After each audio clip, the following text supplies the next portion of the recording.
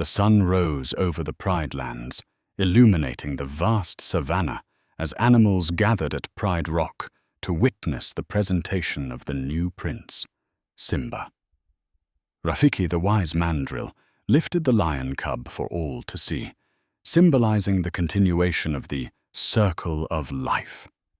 Simba, son of King Mufasa and Queen Saribi, was destined to rule, much to the bitter resentment of his uncle, Scar, Mufasa's jealous younger brother. Young Simba grew up mischievous and curious, often exploring with his best friend, Nala.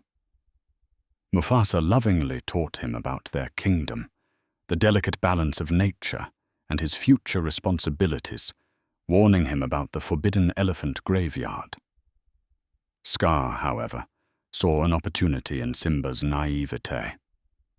He lured the cubs to the graveyard, where they were ambushed by Scar's hyena allies, Shenzi, Banzai, and Ed. Mufasa arrived just in time to save them, further frustrating Scar's plans. Scar's treachery escalated. He orchestrated a stampede of wildebeest in the gorge, trapping Simba. Mufasa, rushing to his son's rescue, managed to save Simba, but was betrayed by Scar, who threw him off the cliff into the stampede below.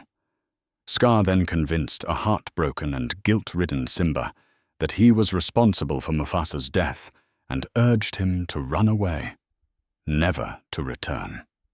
Fleeing into the desert, Simba collapsed, convinced he had brought ruin upon his family. He was found and rescued by the carefree meerkat Timon and warthog Pumbaa, who taught him their philosophy. Hakuna Matata, meaning no worries. Simba embraced this new life, growing into a strong adult lion in their jungle paradise, deliberately forgetting his past and his royal destiny. Meanwhile, back in the Pride Lands, Scar seized the throne, allowing the hyenas free rein. The once lush lands became barren and desolate due to overhunting and lack of proper stewardship, plunging the kingdom into famine. Years later, a desperate Nala ventured out in search of food and help, eventually stumbling upon an adult Simba. The two rekindled their friendship and love, but Simba vehemently refused Nala's pleas to return and reclaim his rightful place, still haunted by his perceived guilt.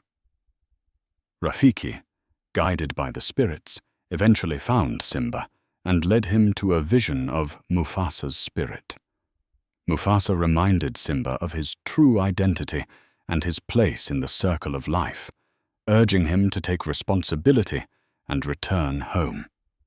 This profound encounter reignited Simba's courage and sense of duty. Simba, accompanied by Nala, Timon, and Pumbaa, returned to the ravaged Pride Lands. He confronted Scar, who, cornered, publicly accused Simba of Mufasa's murder.